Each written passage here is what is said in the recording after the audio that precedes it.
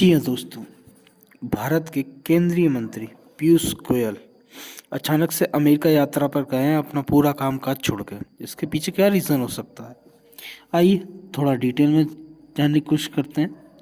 तो वाणिज्य मंत्री पीयूष गोयल अचानक अमेरिका के दौरे पर रवाना हो गए। यह दौरा ऐसे समय पर हो रहा है जब अमेरिकी राष्ट्रपति डोनाल्ड ट्रंप भारत समेत कई देशों पर रेसिप्रोकल टैरिफ टैक्स लगाने की तैयारी में है। ब्लूमबर्ग की रिपोर्ट में सरकारी सूत्रों के हवाले से बताया गया है कि पहले से सब तय बैठकों को रद्द करने के बाद गोयल का यह दौरा अप्रत्याशित है। दौरा 8 मार्च तक चलेगा। गोयल ने फिलहाल इस दौरे पर कोई टिप्पणी नहीं की है। चीन, कनाडा और मेक्सिको पर अमेरिका टैरिफ लगा चुका है। फिलहाल भारत इससे बचा हुआ है। संकेत है कि 2 अप्रैल से भारत पर भी टैरिफ लागू करने की योजना है, इसलिए गोयल की यात्रा बेहद महत्वपूर्ण मानी जा रही है।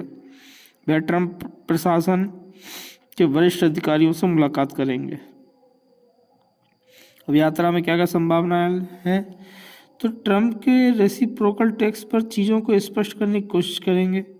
भारत पर इसके संभावित प्रभाव का आकलन करने की कोशिश होगी। भारतीय निर्यातकों के लिए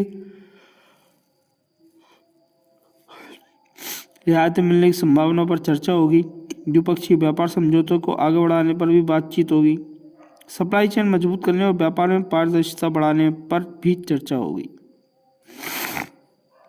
आगे किन किन क्षेत्रों को अपने पीयूष गोयल जी थोड़ी राहत दिला सकते हैं, तो इस पर जानने वाली बात होगी कि ट्रंप के कई मौक़ों पर कहा है कि वह अप्रैल की शुरुआत में पारंपरिक शुल्क लगाने का इरादा रखते हैं। इससे भारतीय एक्सपोर्ट, खासतौर पर ऑटोमोबाइल और कृषि क्षेत्र में चिंताएं बढ़ गई हैं। और विश्लेषकों का मानना है कि इस तरह के टैरिफ से भारत पर सालाना $7 अरब तक का नुकसान हो सकता है।